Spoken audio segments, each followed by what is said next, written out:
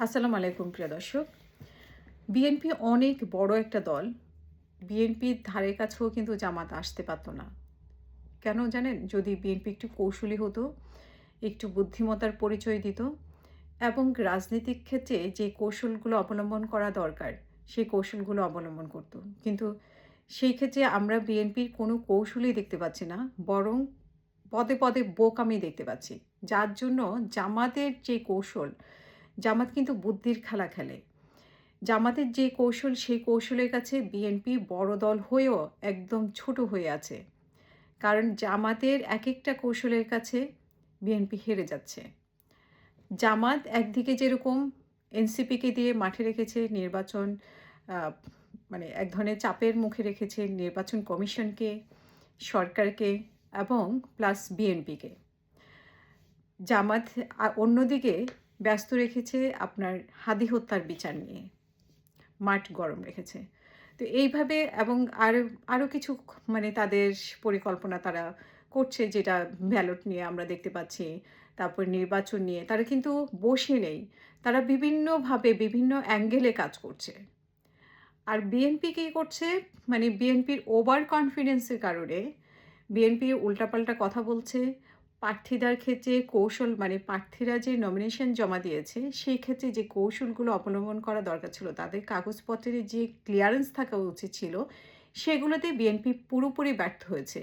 এবং বিএনপি যে মনোনয়ন বাণিজ্য করেছে, মনোনয়ন বাণিজ্য সব দলই করে থাকে, সব দলই করেছে। এটাতে কোনো দলও বলতে পারবে না যে সে করেনি। কিন্তু বিএনপি করেছে এবং বিএনপি করে এবং জোটের কারণে বিএনপির যে এই যে মনোনয়ন বাণিজ্যের কারণে বিএনপির কিছু, কিছু জায়গায় একদম ধরা খেয়ে যাবে বা যাচ্ছে, এরকমটা আমরা স্পষ্ট দেখতে পাচ্ছি। জোটের কারণে এমন কিছু ব্যক্তিকে তারা দিচ্ছে, যাদের কাছে যে অন্যদের সেই গ্রহণযোগ্যতা নাই। মানে জোটের যেই প্রার্থীগুলোকে তারা যেখানে দিয়েছে, সেখানে কিন্তু আপনি দেখবেন যে মানে বিএনপির একজন যদি ভালো প্রার্থীকে দেওয়া হতো, তাহলে বিএনপি সেই সিটটা পেয়ে যেত। কিন্তু সেখানে এমন একজন জোটের কারণে এমন প্রার্থীকে দেওয়া হয়েছে যে জিতিয়ে আনা সম্ভব হবে না।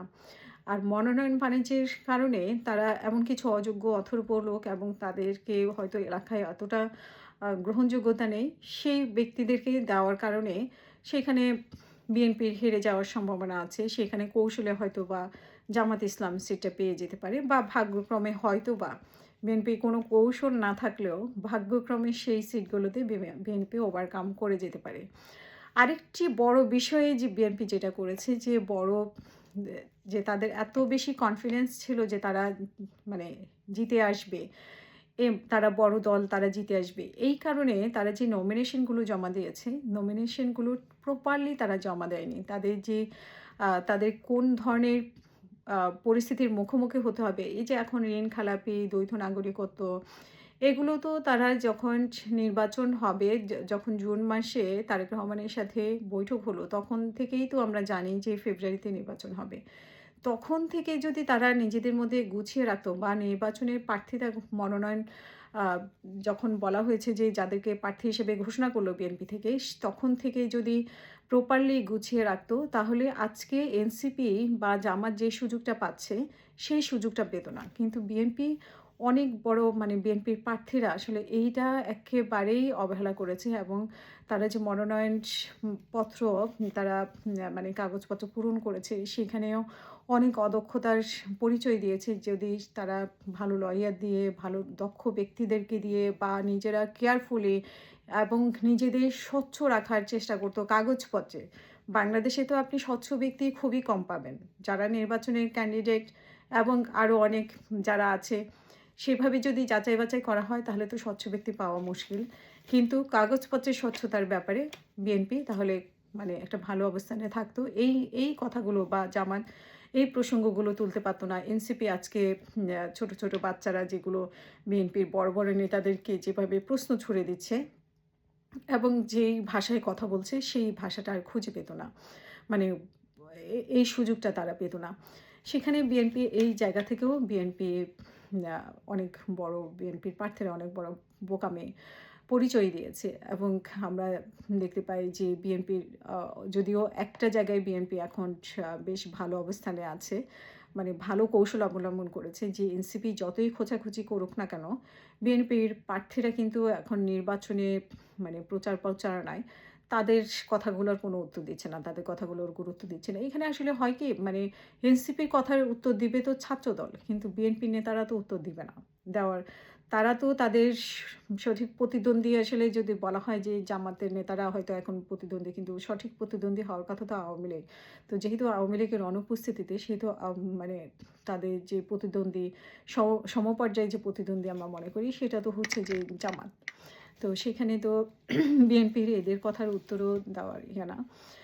তো সেক্ষেত্রে আমার মনে হয় যে কৌশলের দিক থেকে বিএনপি অনেকটাই হেরে আছে, এবং এইটা শেষ পর্যন্ত তাদের একটা পতনের কারণ হয় কিনা সেটা এখন দেখার বিষয়। বা নির্বাচন শেষ পর্যন্ত এইসব ছোটোখাটো ইস্যু বড় করে নির্বাচন বানচাল হতে পারে কিনা সেটা ইস্যু। আর এখানে অনেক বড় খেলা খেলছে আসলে ডক্টর ইউনূস।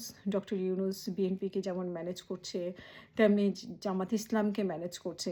তো এই ম্যানেজ করার মধ্যে কিভাবে মানে একটা সামঞ্জস্য এনে নির্বাচন করবে খুব অল্প সময়ের মধ্যে, তো শেষ পর্যন্ত আসলে নির্বাচনটাই ভেস্তে চায় কিনা এইসব মানে অসামঞ্জস্যতার কারণে, সেটাই এখন দেখার বিষয়। এবং বিএনপির আমরা ২১ তারিখের পরে বুঝতে পারবো যে বিএনপির কতজন প্রার্থী টিকে গেল বৈধ নাগরিকত্ব এবং ঋণ খেলাপের এসব তাদের মানে যেই খুঁটিনাটি বিষয়গুলো আছে ফর্ম জমা দেওয়ার ক্ষেত্রে তারা যে ভুলগুলো করেছে, বা আগে থেকে নিজেদেরকে সেভাবে নিজেদের অবস্থানকে ক্লিয়ার করতে ব্যর্থ হয়েছে।